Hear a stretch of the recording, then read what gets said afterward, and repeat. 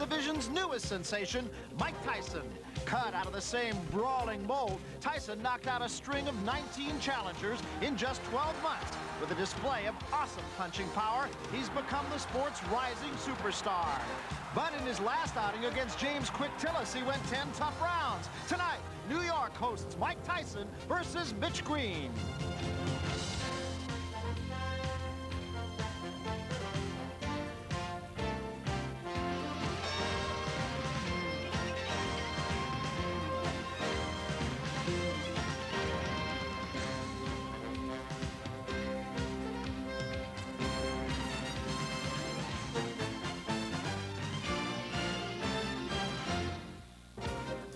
There may be no title on the line, but this building is alive as if tonight is a heavyweight championship fight.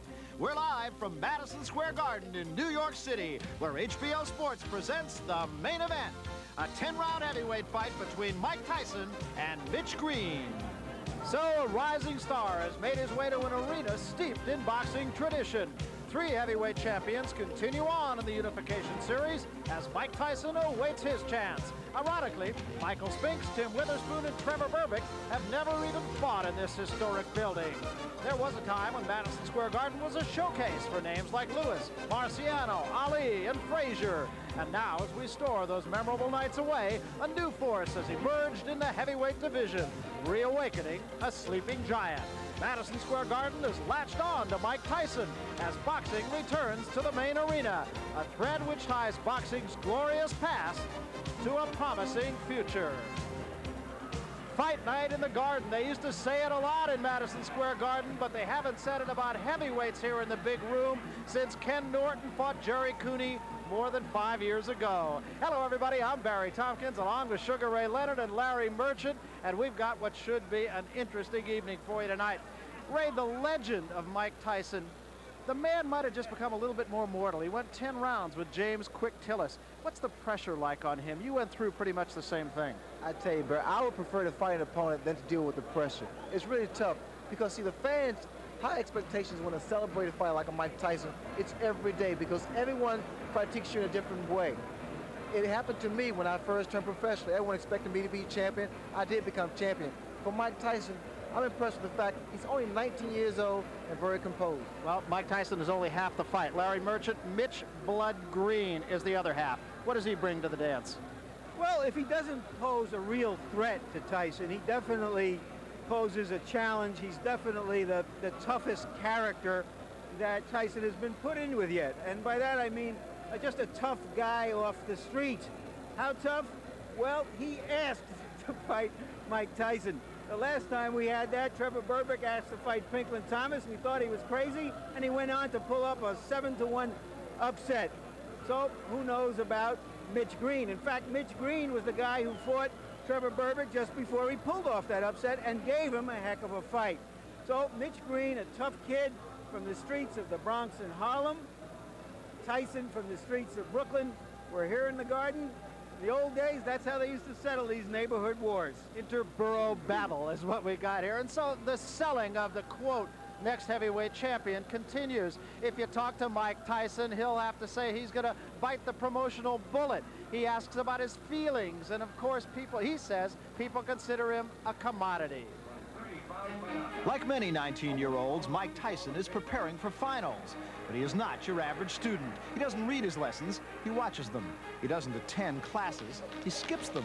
But most importantly, he does not plan for his future. His future is being planned for him. In the 14 months since Mike Tyson made his pro debut, he's become one of today's most exciting and publicized fighters. The foundation was laid by the late Cus D'Amato, the legendary trainer of champions Floyd Patterson and Jose Torres, who proclaimed his student of the 80s the next heavyweight champion. In the past year, there's been a building process taking place. The architects are Tyson's managers, Bill Caton and Jim Jacobs. As the owners of boxing's largest film library, they've utilized their knowledge, expertise, and contacts in the career development of boxing's latest sensation. Our chief responsibility has been, over the last year, to pick the opponents for Mike Tyson. Nothing is more important than the opponents you pick for a fighter. The strategy was to pick opponents he would not only beat, he would beat devastatingly. When someone sees a Mike Tyson fight, we want them to leave the arena saying, when can we go see him again? And that's where Bill and I are scrupulously careful in determining who he fights and the style of the fighter. But it would take more than pulverizing unknown opponents in obscure arenas to get the attention of the press and public. After his 5th fight, we decided the time was at hand for the marketing of Mike with a technique that had never been used before, simply because video cassettes were never really available to a manager before. We prepared cassettes of all of Mike's fights and sent those cassettes with a covering letter to the top sports writers and top television personalities throughout the country. Wallace Matthews of Newsday, with a circulation of over 500,000, was the recipient of a Mike Tyson marketing tape. It really brought Tyson to the attention of a lot of people who hadn't seen him, myself included. In addition to Caton and Jacobs, there was also a support group whose involvement increased the awareness and interest in this 19-year-old phenomenon. Boxing promoter Jeff Levine, whose company could provide national television exposure, was hired. The fact that a good part of the country was seeing the knockouts and the explosive power, I think that was what created that mystique to begin with. Other interest was generated by publicist Mike Cohen, whose television and newspaper contacts added more fuel to the fire. And when we sat down in that meeting with Levine, Jacobs, and Caton, the 100% A1 strategy was to go after the non-sports fan, to capture the fringe sports fan, and certainly the fringe boxing fan. According to Cohen, this was achieved by selling Mike to the so-called newspapers of influence, such as the New York Times, the LA Times, the Chicago Tribune, and the Wall Street Journal. It's said the press can make you or break you, but if you're Mike Tyson, its value has been priceless. Michael Katz, one of boxing's most respected writers, can attest to the importance of the press. Press plays a very big part in the sense that if a promoter or manager knows how to use the press, you get the amount of ink, the timing of the ink, in such a way that getting a title shot pays. Anybody can get a title shot if you want to pay for it. The idea is to get the title shot so it pays you. Based on the amount of exposure that Mike Tyson has received, it's fair to say that should he fight for the title, his dollar potential will have been maximized. The press's attention is really basic to the success of a fighter in terms of the money that fighter could make. The bigger the press, the more prominent the fighter becomes, the greater purses he commands, the more interest he generates. 14 months ago, Tyson was earning under $1,000 a fight. Today, separate deals with ABC and HBO have brought in over $2 million for 8 fights. I don't believe there's ever been a fighter who has reached this prominence this quickly in the history of boxing. It would therefore seem as if Mike would enjoy being in this position. Yet, like the pigeons he raises at his Catskills home, a feeling exists that sometimes it would be nice to just fly away. But can I tell you something? People wouldn't want to be in my shoes. They really think so because they say, wow, I can make money, I can get rich. But if they had to go through some of the things I had to go through, I think they would cry. Sometimes it's so depressing you got to go through. Like, they always want something. They want to find a way to get your money. It's always people just as hard as you work in a gym, there's people working that hard to separate you from your money. Despite the pressure, press, and notoriety, Mike Tyson does not regret where he is. He's just a 19-year-old whose only desire is to become heavyweight champion. Personally, I feel I'm doing my job 100%, and I expect them to do their job 100%. The results are foregone conclusion. There's no way we could fail. We must succeed. Thus far, the plan has succeeded, but what's yet to be proven is, will it stand or will it crumble?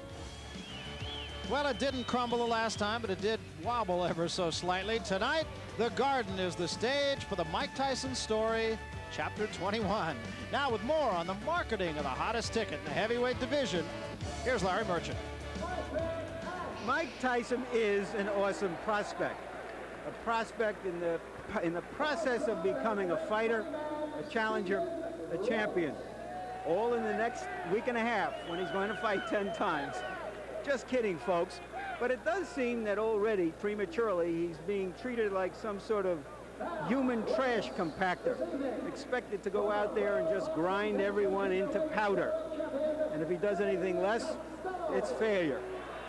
So let's just remember that even the best prize fighters let some opponents standing and the critics clucking, and that he is just 19, and that he's been a professional only for 14 months.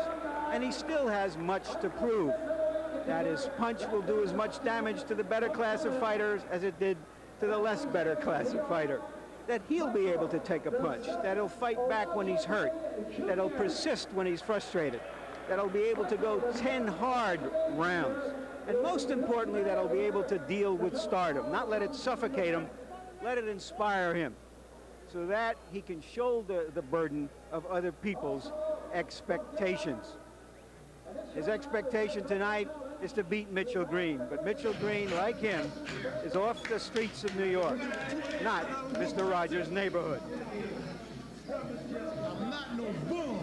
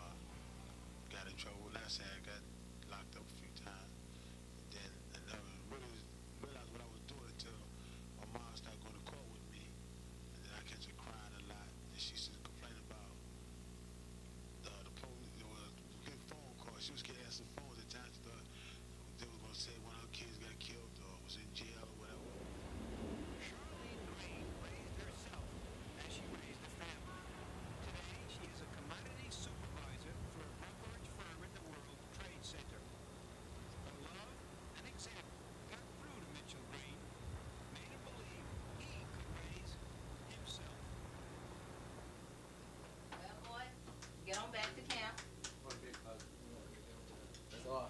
Mitch was always a fighter. Always. As a little boy, as a big boy, and as a man. For some reason, he likes to fight. And I was very upset when he got the nickname of Blood. He likes that name. I don't. A lot of people like the idea that when I fought, like in the street, I'm in a guy bleeds, they start calling me, she call you Blood, she call you Blood. Everybody had little nicknames at the time. So every time I fought, I would stop until I did make a guy bleed. You know what I'm saying? There was times I had fights and guys would grab me and try to break it out. Let me go, let me go, let me go. So let me go.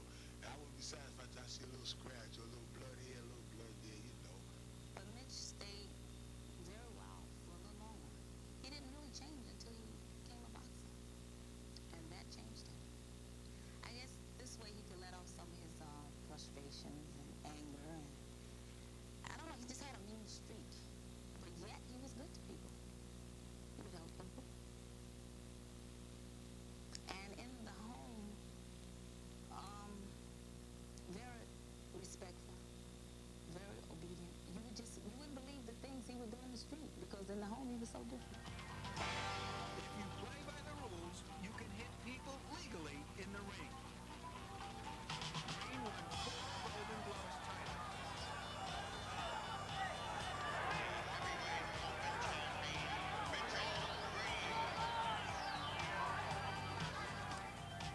His style, however, as a pro was punctuated by homages to his upbringing as a hell-for-leather street fighter. A question tonight is whether he can discipline his talent. Be not just a pro, be professional. One valuable boxing lesson Green learned in the streets is that sometimes you have to jump up and down and shout while it's fight to get what you want. Once, he paid an unscheduled visit to a Don King press conference to demand what he felt he should get. I got all the potential in the world to be a great fighter, okay? But I ain't got championship mentality, you see what I'm saying? Now if I say, okay, do me as you wish, I get a title shot. I'll be broke, I'll be a champ. Who wanna come home broke with a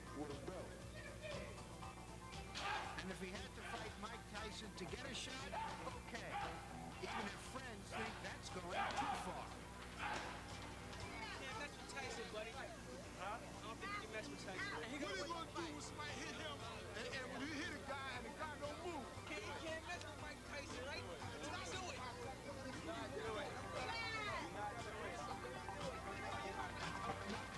No glory. Mitchell Green has taken on Mike Tyson's on the streets all his life. Tyson, I asked for you. I'm gonna break your neck. But you can't whip me and look at me good. Like I told you before, this is Blood Mitchell Green. The one all those fools were ducking. I haven't had a chance to fight. And I was losing my desire for this fight, for the fight game until you stepped in my life. Well, Charlene Green, ringside, very nervous lady. We spoke with her yesterday. She, of course, as we mentioned, has really been very much of a stabilizing factor in the life of her son, Mitch Blood Green. She hates that nickname. She said so in that piece.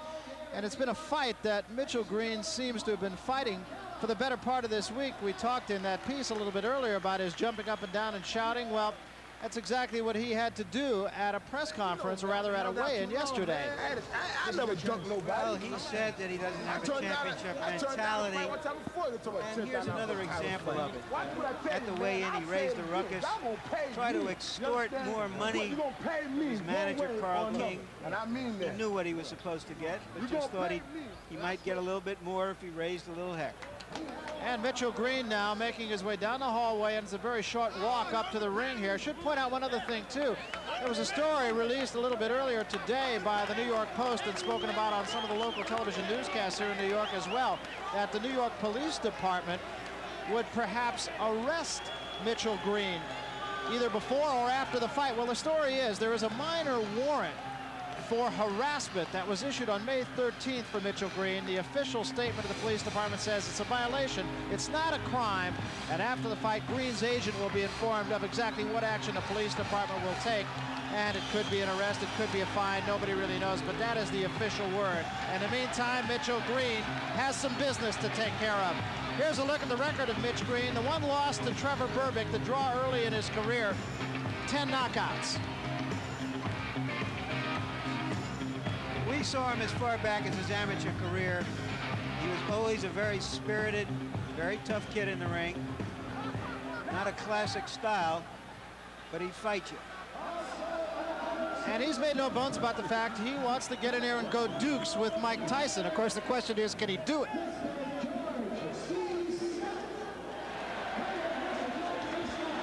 And Mike Tyson, traditionally, no robe, no socks. He says it makes him feel like a warrior, makes him feel like a gladiator.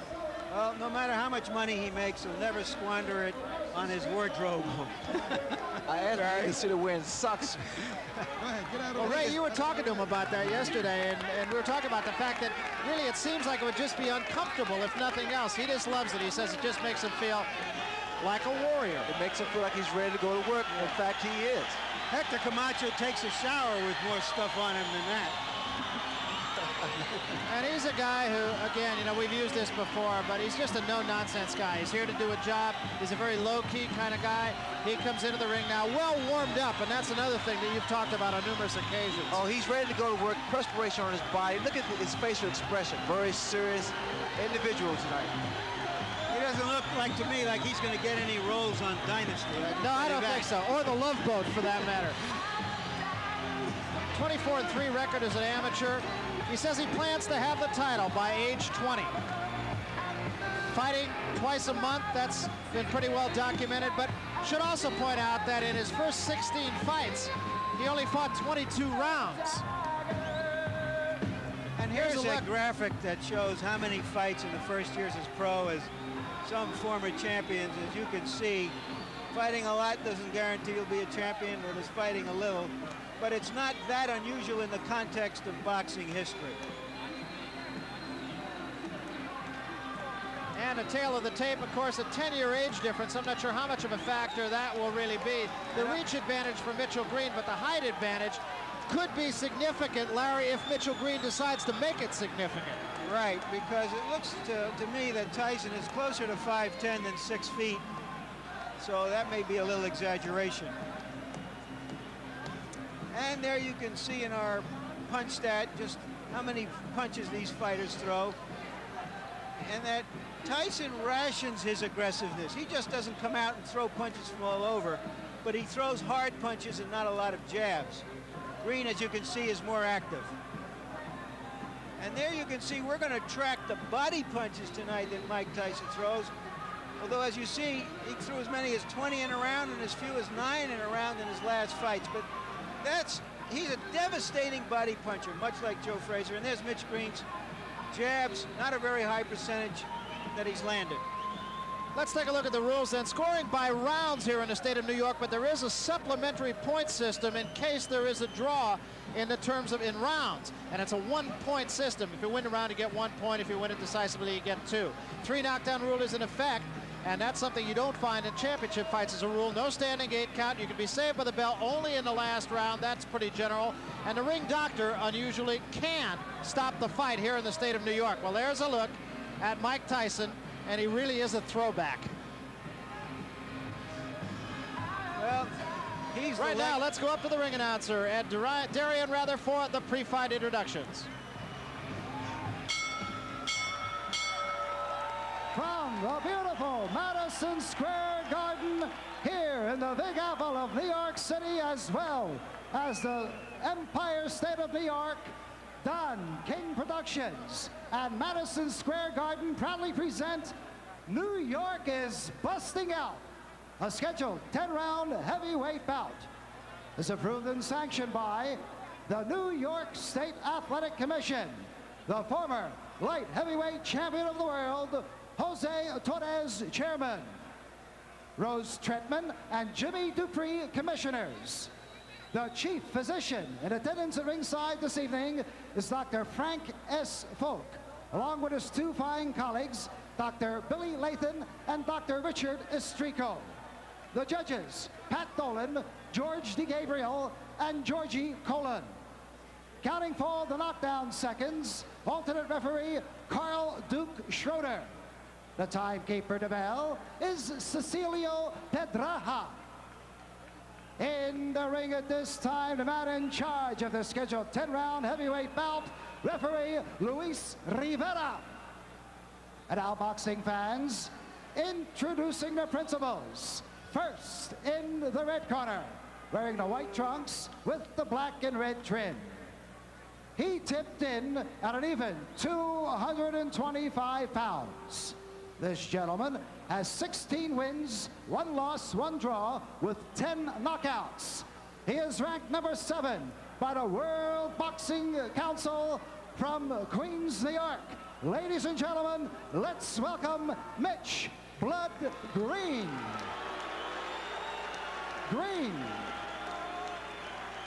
And his opponent in the blue corner, wearing the black trunks.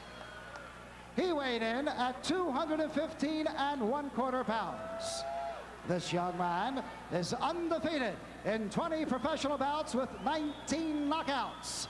From Catskill, New York, ladies and gentlemen, here is Mike Tyson.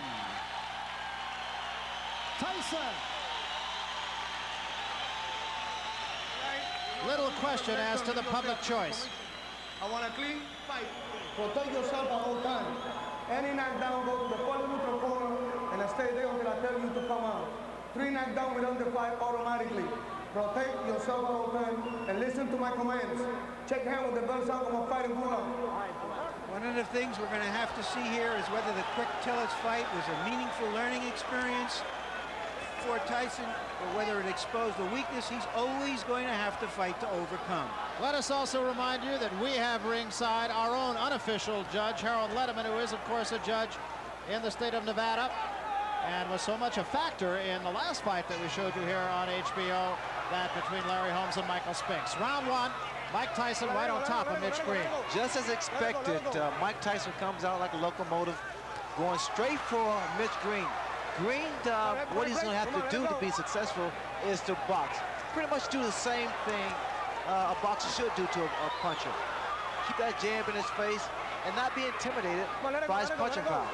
Mike Tyson and his cornerman Kevin Rooney, his trainer, were not real pleased with the Tillis fight because they said, both of them said, that he didn't double up. He just was a little bit lazy, especially in the later rounds. So we'll see what he does about that against Mitch Green. Well, Mike Tyson told me the fact that he was somewhat a little reluctant to go full steam because he was going 10 rounds. I had that same experience when I fought my first 10 round in Baltimore against Rafael Rodriguez. It's in your mind, you know, the fact that can you go additional 2 rounds. But being conditioned like Tyson, there is no major problem. Heavy-handed fighter. They say heavy-handed like George Foreman, but much faster than George Foreman. And just kind of getting over the butterflies of the first round. And he has them. He told us he definitely has a fear when he climbs into the ring. He says, I think any normal human being who says they're not afraid, not nervous when they get in a boxing ring is either crazy or lying. Well, it's your adrenaline. It's that anticipation of facing your opposition, knowing that he's capable, and the fact the crowd here, who are definitely for Mike Tyson. And he, of course, will be quick to credit Customato with his overcoming that fear and that nervousness. In fact, he credits Customato with his career period. It's a story that has been told many times, and we'll develop it as this evening goes on. Well, Mitch Green is complaining about the head of Mike Tyson. You see what's happened? Tyson is not allowing Mitch Green to punch. He's staying right in his chest. He's smothering his punches, staying close to his punch, staying close to his opponent. It's similar to Joe Frazier.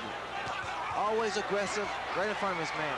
Now we see some head movement by Mike Tyson. That was about a 3-punch combination by Mitch Green, Ray. But once again, it looks like Green is off balance when he throws his punches. Well, the mistake that Mitch Green makes is the fact that he doesn't coordinate his fist. He's slapping his punches. And you have to make a guy like Mike Tyson respect you. Have to get those punches in and get him in sharp. That's the uppercut that was working for quick Tillis. Remember, this is only the first round. It's a very up-tempo first round. Good uppercut there by Tyson. And shots to the body. Let it go. Another thing that Mitch Green is doing, he's trying to tie up Mike Tyson. He's not doing too good of a job now. He can't allow Tyson to get inside and work his body. Because in doing so, those body shots slows down your maneuverability.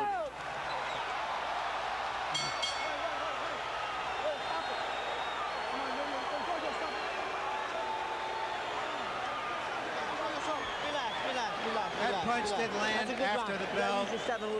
Green tapped him and forgave. Come back punch like that. How you feel? Great. All right. Give me a little water.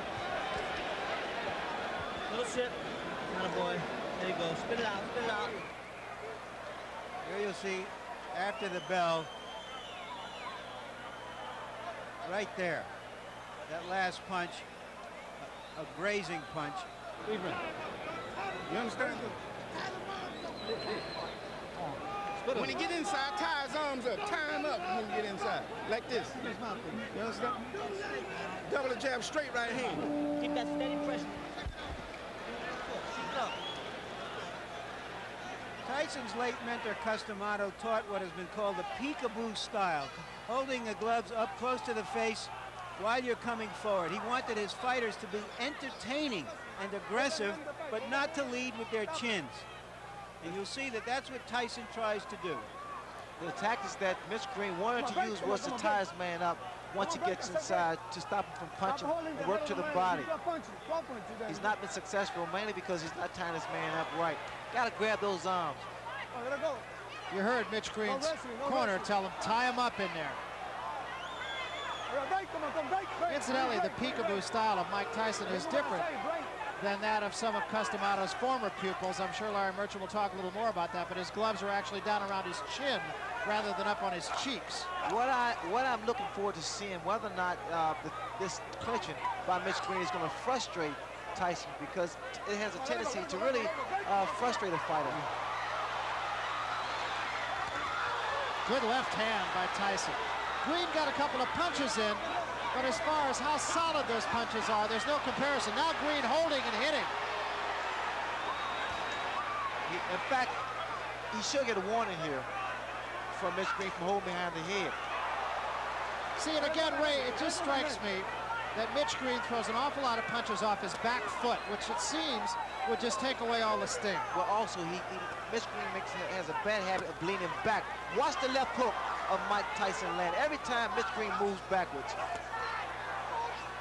He has to keep those hands high. He shouldn't be inside with the fight like Mike Tyson. Tyson's arms are shorter, so he's able to throw quicker shots. There's the left hook I was talking about. Those short shots, Barry, are very effective. The other thing that strikes me, Ray, is that Mike Tyson just seems to be right on top of his man before his opponent even gets a chance to take a breath. Well, he stays right on his opponent's chest because what happens by him being so close, it compensates for his height, the disadvantage. You notice that there is no mouthpiece in Mitch Green's mouth. He was knocked out by a left hook.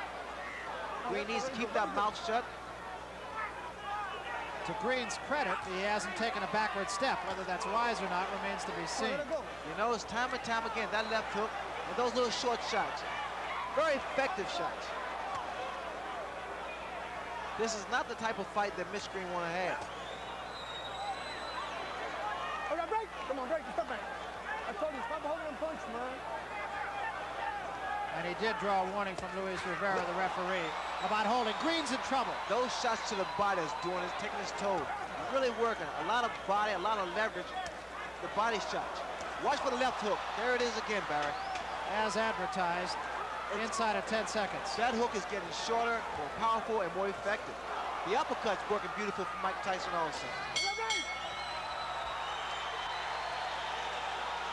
That was a good round for Mike Tyson. A very impressive round. Getting all of his shoulders into every shot, it seems. Outside and tie the man up when he get inside. Boxing. Tie the man up when you get inside. You ain't got to punch inside. Tie him up. You understand? Throw the 1-2 from the outside and tie him up. 1-2, tie him up. Don't fight him inside. You don't have to fight him inside. Tie him up. 1-2, jab and jab. Move this round. Move this round. When you get inside. Blood. Stop fighting his fight. Move this round. Throw the 1-2 and tie him up. All right. You understand? Hear me, Blood? What's up? Give me the snap. Blood. Get him on the outside. Hold up. When he get inside, tie him up. How you feel? How you feel? Okay, keep it up. Keep the pressure on. Just keep moving. Just keep moving like that. Stay right on him and keep punching on the inside. You're doing excellent, baby. Real good. Come on, Cam. When Blood Green was a gang leader, they say he had over 100 men in his gang. Right now, he needs some of them. And again, Mike Tyson bolting out of his corner right on top of Mitch Green. Let it go, man. Tyson is so much physically stronger than Mitch Green, and he's using it to his advantage. Mitch Green is doing the wrong thing. He's fighting Mike Tyson's fight, trying to fight him inside, trying to exchange punch for punch. He can't do that. Tyson's far too strong for Mitch Green to fight that way. Mitch Green needs to get outside, work his jab, and attempt to outmaneuver Michael Tyson. That's exactly what Green's corner. Green has been bleeding from inside the mouth, and I can't help but wonder if maybe he might not have suffered some jaw problems when he lost his mouthpiece in that last round. When his mouthpiece was knocked out of his mouth, he kept his mouth open. Again, Barry, you have to watch these little short shots thrown by Mike Tyson. Very, very effective. And inside, it can do a great deal of damage to the mouth. You know, the last fight that Tyson had against Tillis, and what a shot. That is an awesome shot. That was just a jab. You have to appreciate one left jab. And the mouthpiece is gone once again. Started to say Tyson and his people weren't happy about the fact that he had a hand free in a situation just like this against Tillis, and he didn't take advantage of it. But is he doing that tonight? Well, the problem he's making, he cannot keep Mike Tyson off of him. Those little inside shots is really busting up the mouth of Mitch Green. I'm sorry. Yeah, there was blood inside the mouth even between rounds, as we mentioned. He can't help it. He's breathing through his mouth. Barry, watch the left hook. The left hook is doing a great deal of damage. Come on, step back. Come on, do your work. Its inside is short, less than 6 inches.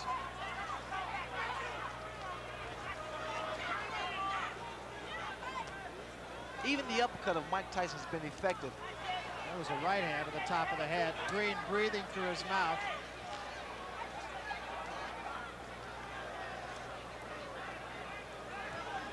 Tyson keeps that chin tucked in, so it's difficult to hit him on the chin.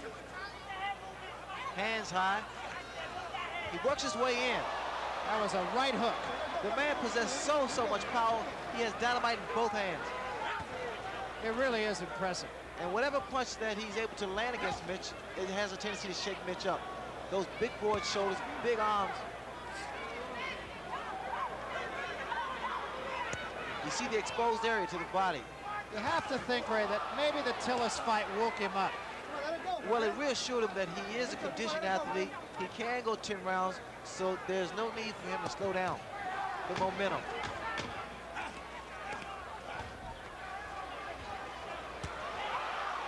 Both hands.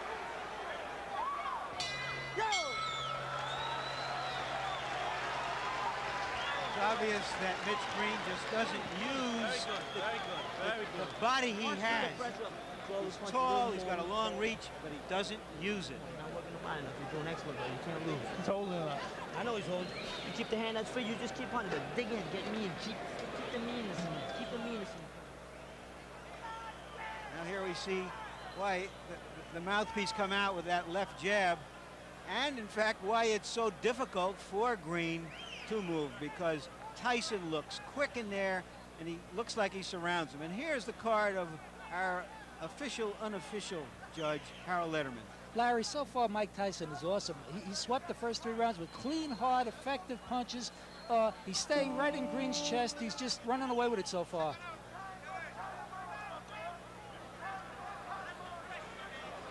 Oh, yeah. Mike Tyson anxious to get to work. I want to mention one other thing, too, and that is that it wasn't only the mouthpiece that Mitch Green lost. We have a production assistant over on the other side of the ring. Said in addition to his mouthpiece, it was a bridge with a couple of teeth in it.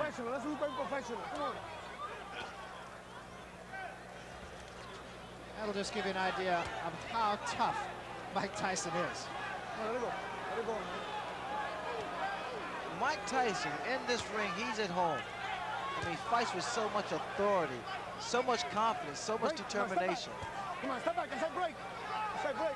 I'm only that point for you to keep on holding. The referee now is warning Mitch Green for holding. Second time he has warned Green. Now, Green scored with the right hand, and it didn't slow Tyson up a bit. Now, Tyson's doing what he didn't do against Quick Tillis. You notice when he's tied up, he still works the free hand. He didn't do that against Quick Tillis.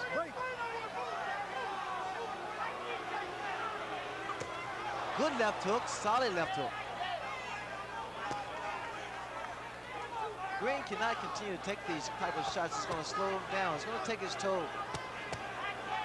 Working the body once again, Mike Tyson with that free hand. The last time we saw Mitch Green in a preliminary fight on the Tubbs Witherspoon card, Ray, lost his mouthpiece 9 times. Is that any sort of indicative of anything in particular? A lot of times it's fatigue, and also it's a way that fighters get a breather. Left hand, top of the head. A lot of times, because of the damage that's done to a person's nose, they have to breathe through the mouth, so they get rid of their mouthpiece. Not a smart thing to do, because that mouthpiece protects you from a broken jaw. Green now waving over to his corner to let him know that he's okay, but he's steady dropping that right hand, and the left hook of Mike Tyson is very, very effective. That was another big shot right there by Tyson. Come on, let it go, let it go. Very good, very good. You notice that Tyson walks in, keeps those hands high. He's a very unorthodox fighter who punches with both hands, and which makes him quite a difficult target. Yeah, in fact, that's what he says. When I asked him yesterday what his best weapon was, and he said, my elusiveness. He has said nothing about his punching power. He said, I'm elusive. That's what I do best. And Barry, he's quick. I mean, his hands are faster than people expect or think. Now, see, this is how I got knocked down by Kevin Howard, by moving around too much. You gotta slow down a little bit. When you get lateral movement, you don't need your exactly run. Just move from side to side and stick the jab, but snap it. You gotta draw it back quick. Inside of 10 seconds. That free hand to the body. And that's something that he did not do against Quick Tillis. Yo, yo, yo, yo. Come on, come on, come on. Come on, back. Come on, come on. They don't have any bells on the street corners. Box him a little bit. Yeah, for holding, not listening. Use your jab, box him a little bit. Snap the hard jab out. Snap it out. You understand what I'm saying? Let me get around. 2 more now. You want to keep the pressure on? Okay. You still got to use your jab more coming in there. You understand? Yeah, take that. Take that. You got that mouthpiece, right? Okay. There you see, that's a tremendous number of body punches for a fighter to have thrown and landed in just 4 rounds. Stay cool. You don't miss him with your jab. Every time you throw it, which is occasionally, you don't miss him. Now, bounce something now. And use your jab. Get off first. Deep breath. 1, 2. Go back out. Move, blood. Move. There you see that Mitch Green really isn't taking advantage of his longer reach, his jab. Incidentally, although it's not that important, since Tyson won the last round anyway, the referee took the round from Green for holding. Just a second ago, Mitch Green got a little upset with the referee. I guess the referee was trying to warn him for holding, and Mitch Green indicated that he was boxing. Another big left hook, a running left hook by Mike Tyson. You see what's happening, Barry, when Green moves backwards, he's only giving momentum to Tyson, because Tyson's going straight ahead. He's coming straight ahead.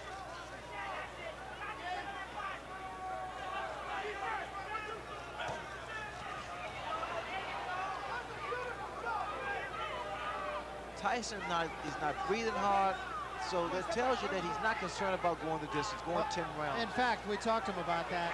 Tyson's talking to Mitch now. In the Tillis fight, he fought hard for about 5 rounds, and then he seemed to coast a little bit. Look at what he's doing now, Barry. Tyson. He's starting to really become very loose with his head. Slip punches.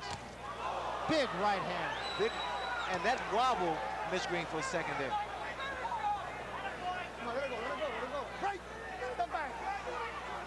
The reason you tie a fighter up is to at least clear your head, or either to throw off his timing.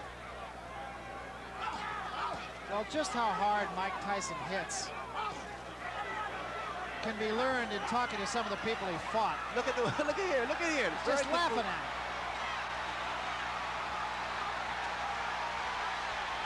And Green seems to me, Ray, to be doing all the wrong things.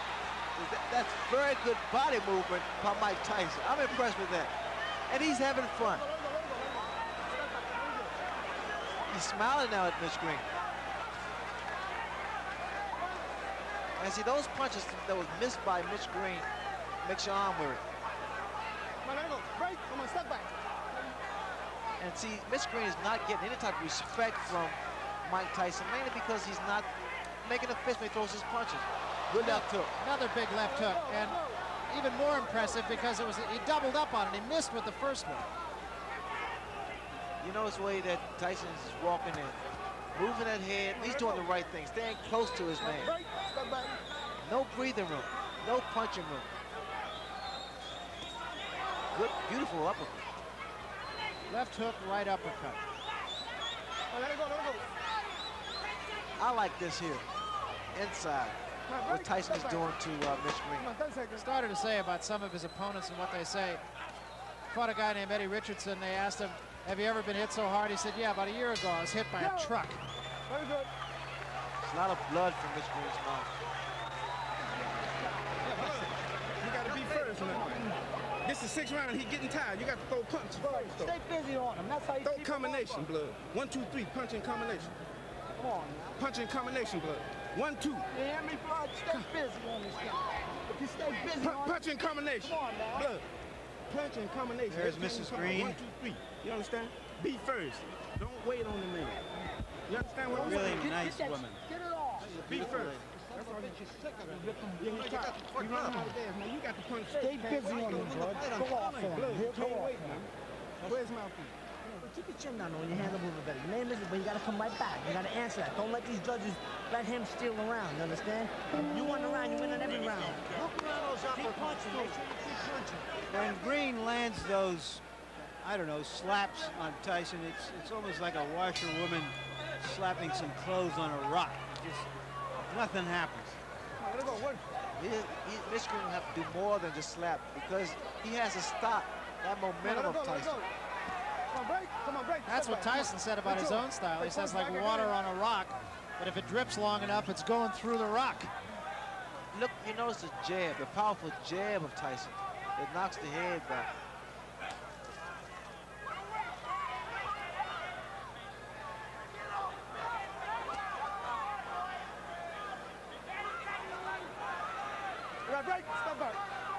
Wishful thinking in Mitch Green's corner, too. They were telling him that Tyson's getting tired.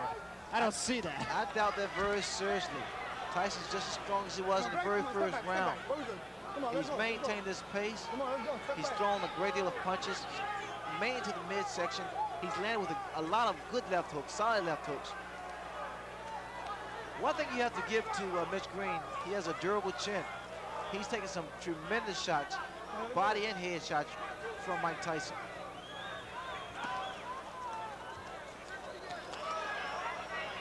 Green is able to land one jab, and all of a sudden, Tyson's right there in his chest. Another big left hook. Just to conclude the thought that we started in the last round about Tyson's going 10 rounds, he said after he finished the Tillis fight, he did pace himself, and what a right hand. There is such frustration in the face of Mitch Green. I mean, every time he throws a punch and it misses, it seems to me that he wants to just walk away. To conclude that, he said when it was over, he felt he could go 5 more rounds. He's conditioned, Barry. You notice that when he goes to the body, he doesn't throw one punch, he throws 2, 3, 4 shots. I like the fact that Tyson used what he has. I mean, he has power, he has speed, has a good chin, and a huge net. I mean, he is so tenacious. He's not letting up, keeping those hands high. Come on, let it go, let it go. Come on, break, come on, step back, come on, step back. Having gone to 10 rounds against Tillis, Ray, you could see a different fighter here as we head into the last 5 rounds of this one. It's only a reassurance that he's capable of going 10 rounds at full speed. Look at here, you can tell that he is not concerned about going the distance, throwing those shots, combinations to the body. And he's done this from the very first round. And not breathing, look at him, he's not breathing at all.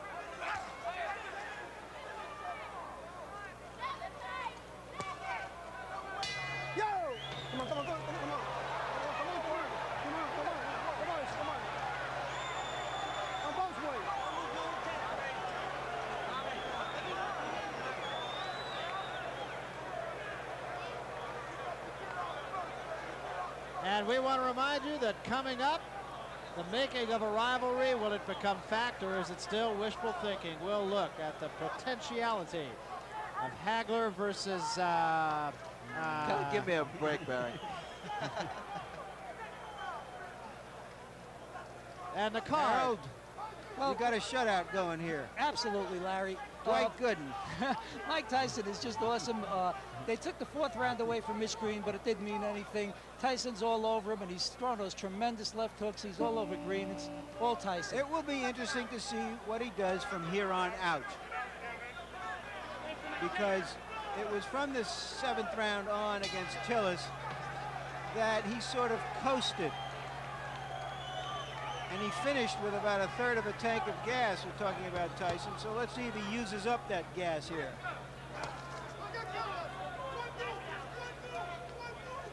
This is round number 7. I like the tactics of Mike Tyson. He's not wasting any energy. He's moving forward, staying aggressive, getting inside, and you have to watch the beauty of those little short shots. They've been working so effectively. Now we see a couple left jabs thrown by Mike Tyson. There again, Mitch Green is throwing his punches, not doing any damage. Yeah, they're almost just for effect. The free hand again of Mike Tyson normally goes to the body. Is this a good test, you feel, for Tyson? It's every fight for Tyson is a good fight, a good test. You got guys that, especially like a Mitch Green or Quick Tillis, guys who, because heavyweights will be taller, the average heavyweight is around 6 feet, and he's able to cut the ring off and become more tactical in the ring. Chopping right hand did get in, but again with absolutely no damage. Come on, it's not wrestling. Come on, let it go. It's not wrestling. Boxing. I mean, Tyson, they're good uppercut. What an uppercut. Just straighten Mitch Green right up. if you look at Tyson, I mean, as far as perspiration, it seems as though he's working effortlessly. I mean, he's taking his time and just having fun. It's like chopping a tree down. He's going to the body and weaken the foundation, and then he comes to the head. Come on, let go. All that Mitch Green has been doing was basically retreating. He has to take a stand eventually. Another couple body shots.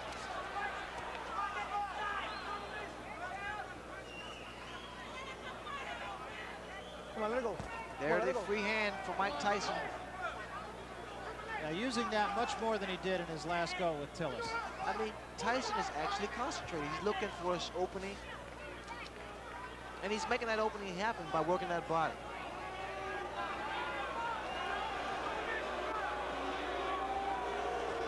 Look at the uppercuts. And he's setting Mitch Green up with uppercuts. He throws his left jab, Green goes down, and up comes the right uppercut.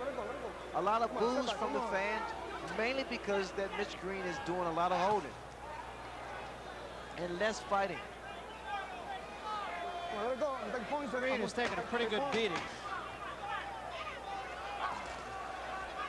Taking a lot of punches and a lot of hard punches.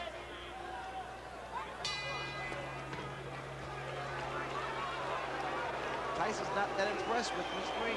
They're not booing you. You feel all right? Let me get that water. Stay, Mike. He's stuck right now. He's deep. Just stay right listen now. Listen up. Listen up good. Now got to the side of the law. But every time you throw the jab, you don't miss this guy. You understand? Yeah. You don't miss him. Just sit around and concentrate on the jab. Bam, box him, get some. Yeah, come on. Come out with 3 or 4 punches, blood, like you do in the bag. Bam, bam, bam. You understand? Get the jab out there and come with a combination behind the jab. What's wrong? You understand? Don't let him get inside and hit you with uppercuts. Keep him outside. You got the punch. You hit him some good shots, okay? Check it out. Come on, baby. The crowd wants magic, and I think that Tyson would like to give them some magic, but his opponent isn't cooperating at the moment. He's not acting like a girl who's letting him pull rabbits out of his hat. He's fighting with a lot of neighborhood pride, and he wants to hang in there as long as he can. Now break, come on. Mitch Green told him to throw 2 or 3 jabs like he does in the bag, but the bag doesn't hit back. Tyson hits it back. Come on, let him fight, man. Come on. Tyson is not breathing hard. This is the 8th round. It's been up-tempo for Mike Tyson right from the opening bell.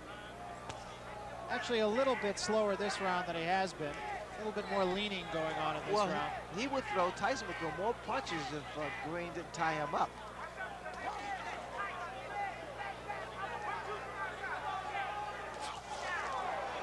That was a good attempt with that right hand for Tyson. And now we see Mitch Green. He landed with a good uppercut there. Green just trying to tie Tyson up, and a couple of good shots by Mitch Green. His best rally of the fight right here. Look here. No. He's caught Tyson 4 or 5 times, and Tyson for the first time seems a little bit puzzled. Well, he's smiling. Tyson is smiling, but see, Green has those fast hands.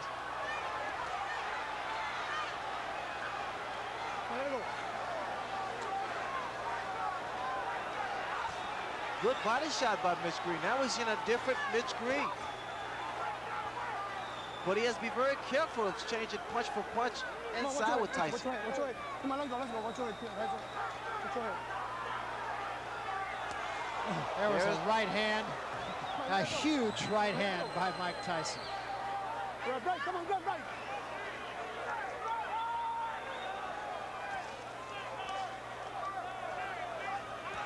It's just even sitting 30 feet away like we are makes you wince.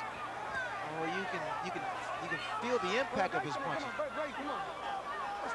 See, also Mitch Green is not tying his man up properly. He's holding behind the head, which he allows those shots like that to land. When you tie a man up, you hold him, you grab around his arm.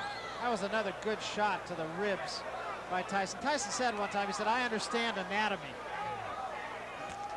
Here again. Oh, what a left hand.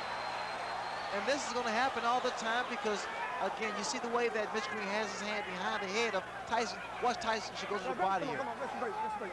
Come on, let's break.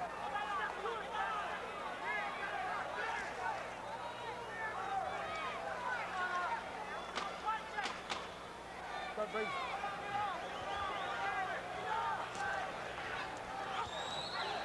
See the body shots. Yo!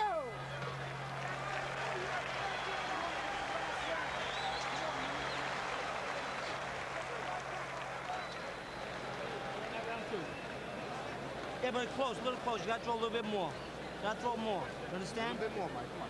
You let him have a big round. You understand? They had nothing left after that. Kid, Spit it out. you don't miss him with any of them. Take a deep breath and let out slow. Come on, baby. Deep breath. Let out slow. Take another one. Get right in his face this time. Ninth round, baby. It's a ninth round. You understand? Yes. He made that round close enough to steal. We're gonna give that one to him. You gotta come right out there with That was a first. I don't want to give it to him. You get out there and take Kevin it back. Rooney is in there and just jabbering away 100 miles a minute.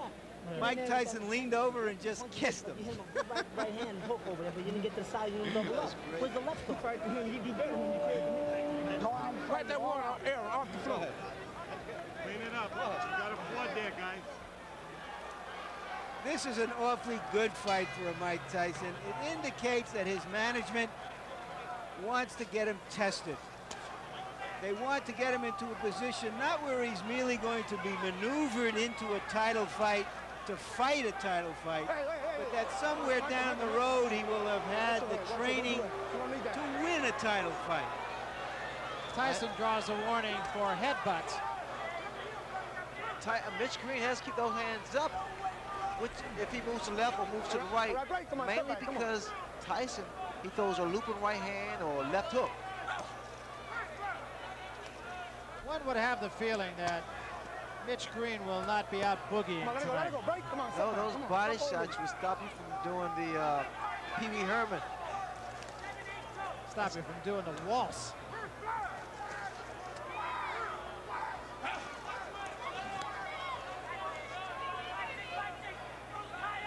Let it go, let it go, let it go, let it go, let it go, let it go. Very good.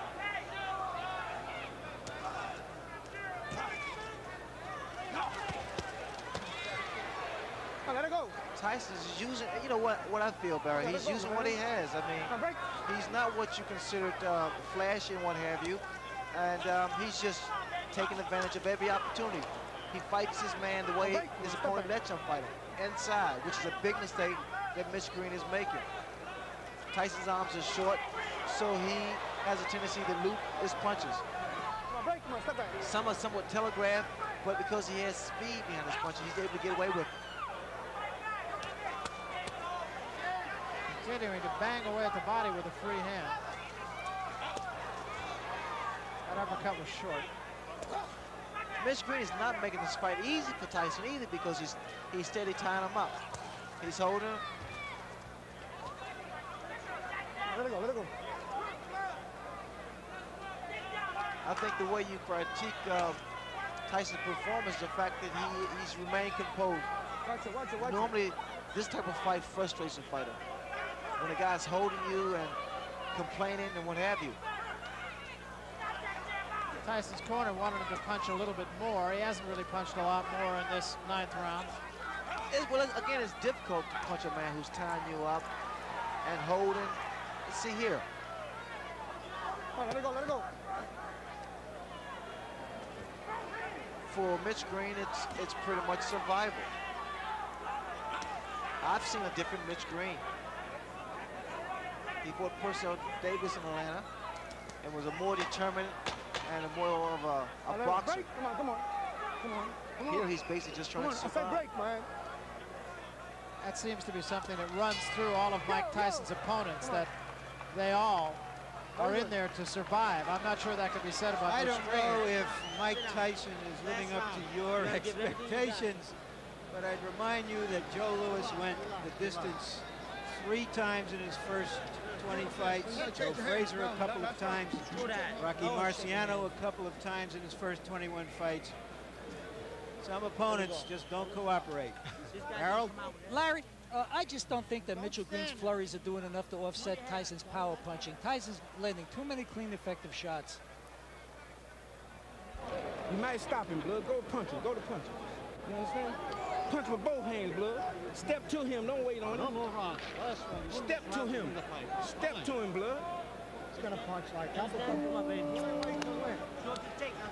Curious here, Ray, whether Tyson will be satisfied to go out winning, or does he want to go out closing the show in a sensational style? Well, the way he's geared up now, he wants to go out in style. You're going to see a very aggressive Mike Tyson this round. Tyson was ready to go. Luis Rivera said shake hands before we get going. This is the last round.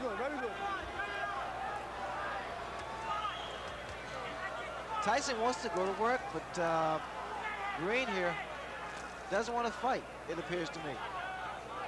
Green's corner telling him to step in to Mike Tyson. This is a bad performance for Mitch Green. And he has some grievances with Don King about not getting the type of money that he wants. But the fact is, he has to prove himself here. And the mouthpiece goes again.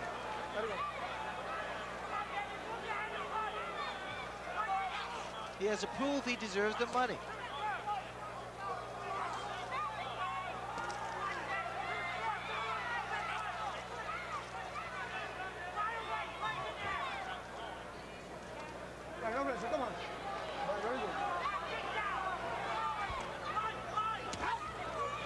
Green trying to go to the body. Tyson leaning on him now a little bit.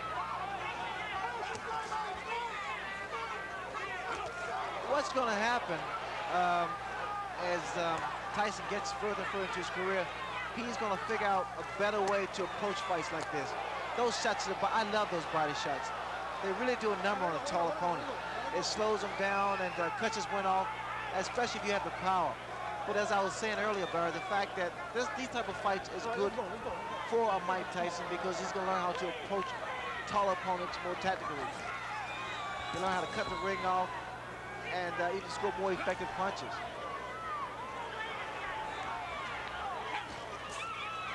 Moving that head very well, Tyson. Took a couple of shots, but still. The only problem I see with, excuse me, Barry, the only problem I see with Tyson is the fact he comes in sometimes with those hands down a little too low. Because if you meet a good puncher, the speed could prove to be disastrous. But now he's doing a job.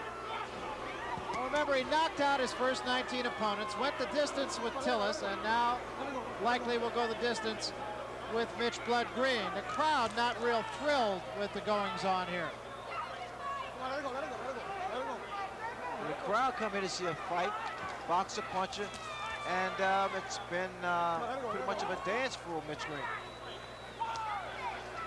I'm sure Mitch Green is going to be disappointed in this performance. And we come to just about the end of it here. Another day in the classroom. Big left hand to end things.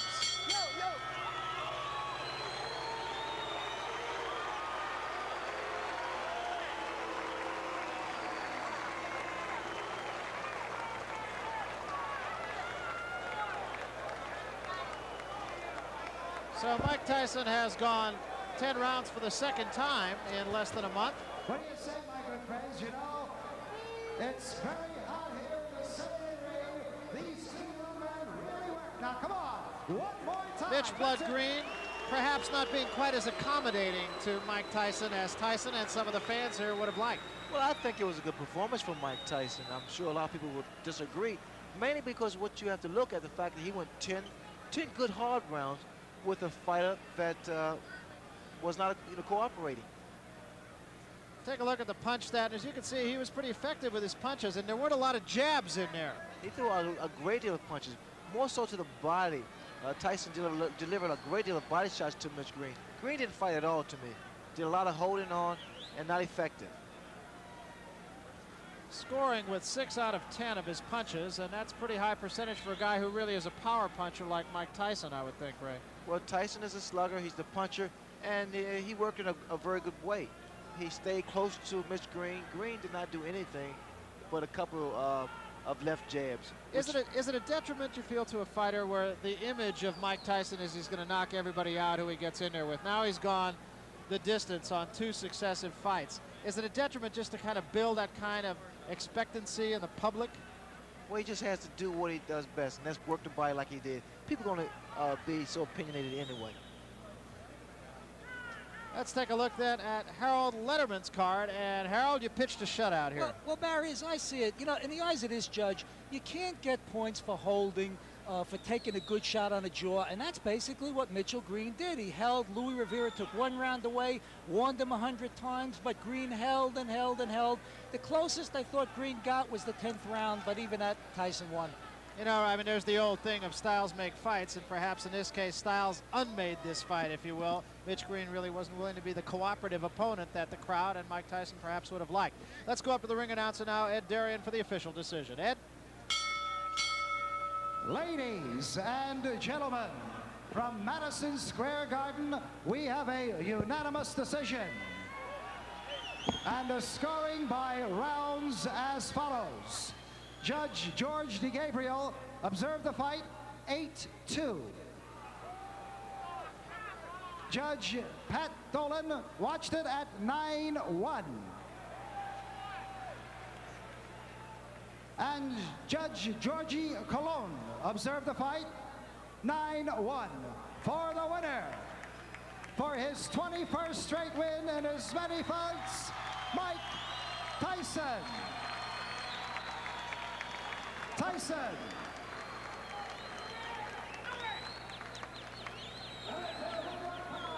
Well, to nobody's great surprise, Mike Tyson is the unanimous decision victor over Mitch Blood Green. And at a time like this, oftentimes we say an opponent was dead game. I'm not real sure we could say that about Mitch Green tonight. He did manage to take Mike Tyson's best punches, but I think really that's about all you could say about the opponent. Well, Mitch Green was not a fighter tonight. All he did was try to survive, Barrett. I was quite disappointed in Mitch Green's performance. He did nothing. Right now, Larry Merchant is with the winner, Mike Tyson. Let's get up to the ring, and Larry and Mike. Larry? Mike, this is your first fight here in the big room at the Garden. Were you satisfied with it? Almost definitely. I don't want to sound rudish or anything. I didn't want to knock him out or anything. I wanted to put a lot of pressure on him and make him decide himself whether to give up or not. And he wouldn't get knocked out, because if he get hit on the chin, he can't see the punch, and he will say, oh, I didn't see the punch, I got knocked out. So I left it up to himself, and as I must say, I must take my hat off. He's a very tough individual. That's a little bit odd. You're saying you didn't want to knock him out because you hit him some awfully tough punches for a guy who didn't want to knock the other guy out. Well, they were tough punches, but they weren't devastating punches. They were rugged punches, boom. Because I knew he was a professional, and if he would have went down from the punches, that would have been the fact that he gave it up. That's his problem. Isn't your goal just to win it as quickly and as devastatingly as you can? Most definitely, but I wanted to give a 10-round good performance, which everybody liked. How would you rate this performance as against the quick Tillis performance, and what did that mean to you, having gone 10 rounds, perhaps not as satisfactorily as you would have hoped the last time? Well, those things happen. As you say, I had a 7-week layoff, and going 10 rounds, I'm telling you, it's fun. I'm having a good time in there. I saw something I never saw before in a fight tonight. While your trainer was jabbering away there between rounds, you just sort of leaned over and kissed him like you were having a good time. Because we knew we were going to win this fight so easy. In the paper, everybody, he was going to knock me out. But we knew deep inside that I was going to win this fight so easy because of his style. He's a game, tough opponent, and he took some fairly decent shots. But as you know, I won comfortably, and I didn't try for the knockout, and I used a great deal of discipline in there, not knocking him out. Customato, your old mentor, wanted you, as all of his fighters, to be an entertainer, to excite the crowd. They were excited today. Did he? In the last few rounds, there was a little booing. Do you think it was for you or because he wouldn't fight you? When the decision was up, who you think they cheered for? There was no booze. You know, they booed because he was pushing and bugging, and he bumped my head. He was bumping heads with me. Are you on track to the heavyweight title? What's your schedule for the heavyweight championship? In this predicament, you have to talk to the charming gentleman on my left. Okay, we'll do that another time. He's talking about Jimmy Jacobs, his manager, which reminds me of something. Jimmy Jacobs is the only guy I ever knew who had 3 greatest in front of his name. He's the greatest handball player who ever lived. He's regarded as the Babe Ruth of his sport. He has the greatest collection of fight films in the world, some 98% of all the fight films ever made, 26,000 of them. And he has the greatest collection of comic books in the world. Every comic book ever published in America has gone to a warehouse in Los Angeles, and now he wants a fourth greatest, to have the greatest fighter in the world. Does he? Well, there's still a way to go.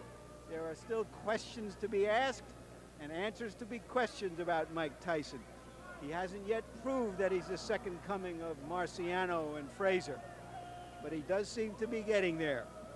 Slowly, but surely. Now back to ringside.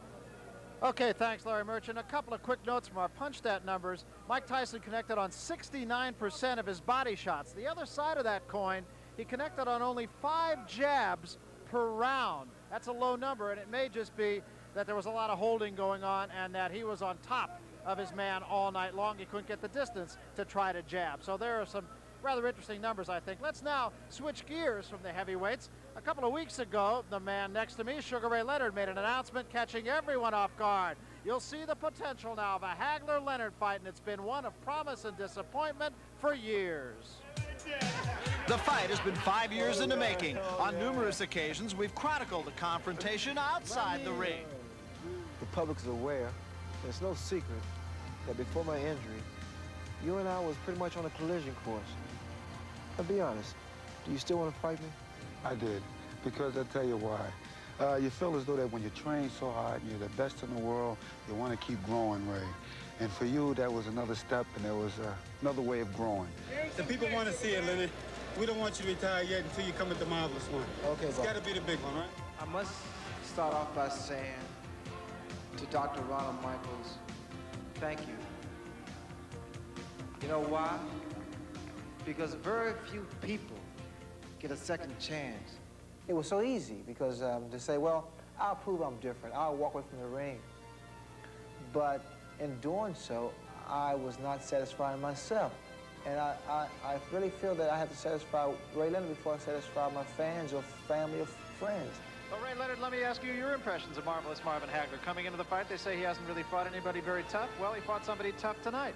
Well, I think Hagler's display tonight, it only made me believe, it made the public believe. While Ray sat ringside as a commentator, Hagler destroyed the division. Well, the fight is simply saying he doesn't want anymore. He doesn't want to jeopardize anymore, especially by him being handicapped in the condition of Rodin. There was a right hand, and Juan Domingo Rodin goes down. It's not a comeback, I'm back. Ladies and gentlemen, let's welcome for the first time in the ring since February 15th, 1982, Sugar Ray Leonard. For Sugar Ray Leonard, it was to be a one-night stand. There's a swelling under the left eye now of Kevin Howard. And I really believe that Sugar Ray Leonard right now thinks he can take him at any time, and a right hand from Kevin Howard puts Sugar Ray Leonard right on the seat of his pants. Okay, Ray. Ray went on to retire, with Marvelous Marvin as an interested and disappointed observer that night. Ray returned to the microphone and watched Marvin crush an old foe. And again, it's a matter of accumulation of punches thrown by Hagler, which is probably where Tommy down. I'm sure Marvin feels that he has got to hurry things up here because that cut is not going to get any better. There's no question about it. Right hand. Seth turns. He doesn't know where he is. Hagler goes in for the kill now. He's gone. He's gone. Down, and he may be out. 1 year later, this startling announcement from Sugar Ray Leonard. This is something that I want to do. Marvin wants it also, but I'm not making an announcement. I'm just saying I would fight him. I'm not coming back to fight to have a career. Right. I've had a career. Right. I want something that's going to give me what I want. That's Marvin. I would fight him. Public reaction has been one of wonderment, doubt, and bewilderment. Hagler's made only rare public appearances since Sugar Ray's challenge. And now there's talk that you might not fight him. Is that true? Well, you know, right now it's really hitting a lot of press. I think basically just has an ego. He's on an ego trip or something. Or maybe a little jealousy, or he's missing the limelight a little bit. But the way that I feel about it, I'm just going to sit back and I'm just going to lick my chops.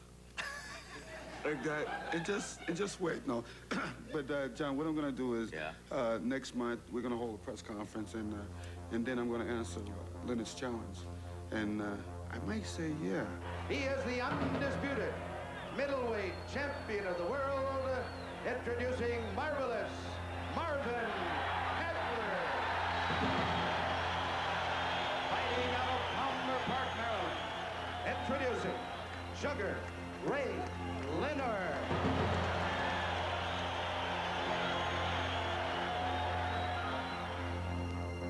And so the spotlight once again shines on commentator slash boxing champion Sugar Ray Leonard. Ray, let me ask you the question the way it's been asked by my friends to me who know I know you. Are you crazy? Are you nuts? Are you out of your mind? And most important, are you serious? Well, the fact is everyone's so, opinionated, and they deserve to be that way. Everyone has a right to make their own judgment of people, although sometimes they don't rationalize. I'm doing what I want to do. I'm very serious. I offered an invitation for Marvin, and he claimed that I was egotistical and that I missed the limelight. Those things are not true. I mean, it has nothing to do with me. The fact that I'm ready to challenge him, I mean, he has a good fight, an easy fight. He should consider the fact that I've been in the ring for 2 years. But I know Hagler. I think he's going to go for Hearns, which is a relatively easy fight, which was proven some time ago.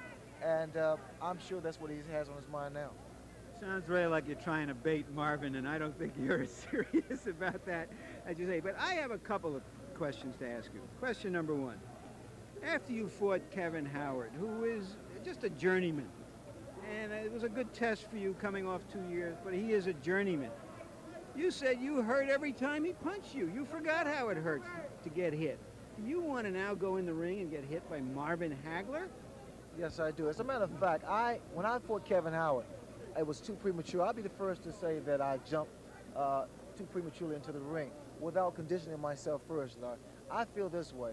I learned how to study my trade. I've been in the gym now for 3-4 months, and I'm preparing myself to take a punch.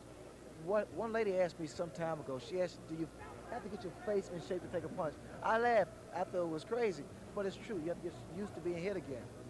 The next question. There have been two famous comebacks in the recent history of boxing. Sugar Ray Robinson took off well over a year to try an entertainment career. It didn't work out, but when he came back, he took some meaningful tune-ups before he challenged for the title. Same thing with Muhammad Ali when he was in exile for 3 years. He took 2 tough fights before he challenged Joe Frazier. He wanted to see where he was so that he can get in shape for the best guy out there. So I don't understand how you can just go out there, no matter how much gym work you've had, without testing yourself against an opponent. I can, because it's me, Larry. I feel this way. I know I'm capable of doing it. I know I can beat Marvin Hagler. The shock is the fact that, not because I want to fight him, it's the fact I want to do it right away. I don't want a career, like I stated earlier. I don't want to go in the ring and fight a series of fights because I know exactly I'm capable of beating Marvin Hagler. I think the other side of that coin, too, is, and it's really a bottom line question, what's in it for Ray Leonard? You're financially sound, you have the spotlight, you have a good career, you have almost anything that anyone could possibly want for. What's in it for you? Marvin Hagler. That's why I'm going to beat him, because it's not for financial needs, like history has proven. Fighters come back for financial reasons. It's not for the ego, the pride. I'm here on HBO. I love it.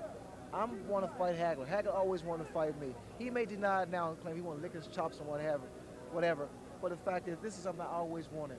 But this is not the same fight as it would have been 3 or 4 years ago when you were on top of your game and the boxing game.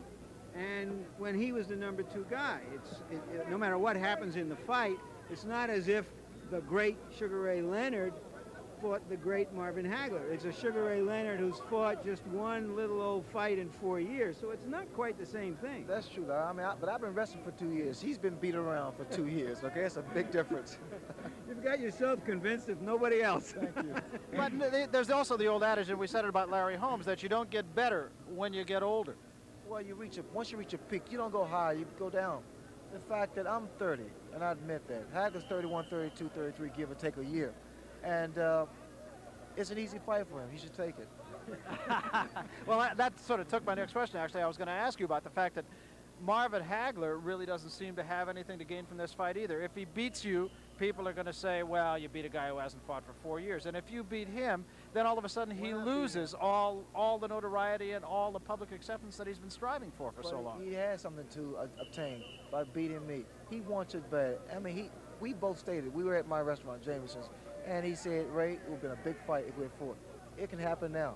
It can't happen 2 years down the road. It's understandable that you feel you have unfinished business. And of course, every time Marvin Hagler goes out there, he's got something to lose, but he doesn't have $10 million to gain as he might against Ray. But the question has to be asked because people are going to ask it. The risk to the eye. How do you feel about that? Well, you know, everyone has been stating that, Ray, I advise you not going to the ring. But these people have no knowledge whatsoever in ophthalmology. I have an ophthalmologist who's given me the clean bill of health. And Larry, another thing, in fact, I had extensive examinations. I'm 20/20. People still bring it up as an issue. It was misinterpreted that I said that Marvin Hagler would go for my eye.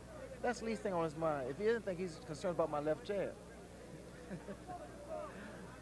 I was just going to say, what now, if anything, is the status of the negotiations? Where does the fight stand? Is there any talk? Is there any rumblings at all other than just what we read in the newspapers about a fight? There is major interest, I know, from a Hagler standpoint, from a Petronelli standpoint. From other people that's not involved in the promotion, quite naturally, they don't want it to happen. But so far, everything is up in the air.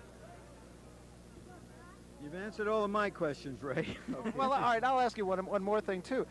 What happens if you do beat Marvin Hagler? Where do you go that's up? Well, can you just sort of turn your back from it and say, okay, I've done it and I'm out of it? I'm glad you asked that question because normally, because I've made one comeback, really. And I say I'm retired, then I come back. And people, you know, it's like the boy that cried wolf. I contradict myself, they say. But I say one fight with Hagler. Hagler will retire to this fight, and I will retire to this fight. Does it bother you that the nation's press has not been real kind to all of this? How does that make you feel? I know you pretty well, and I know you're a sensitive guy. I'm a sensitive guy, but also I look at the source. We're all just terribly sensitive guys here. We're talking about a lot of bucks, and we're talking about a guy that feels that he once did something as well as anybody that I've seen has done it, and there's this unfinished business to attend to. Thank you, Larry. Well, that's the way it is. So we will likely then, I think it's fair to say, see a Sugar Ray Leonard, Marvelous Marvin Hagler fight. Tonight, we saw perhaps the next heavyweight champion, Mike Tyson, as he won a unanimous decision over Mitch Blood Green. And we want to remind you to join us for our next presentation of World Championship Boxing. WBC lightweight champion Hector Macho Camacho defending his title against former champion Edwin Rosario right here in Madison Square Garden. That's Friday, June 13th, 10 o'clock Eastern, 7 Pacific.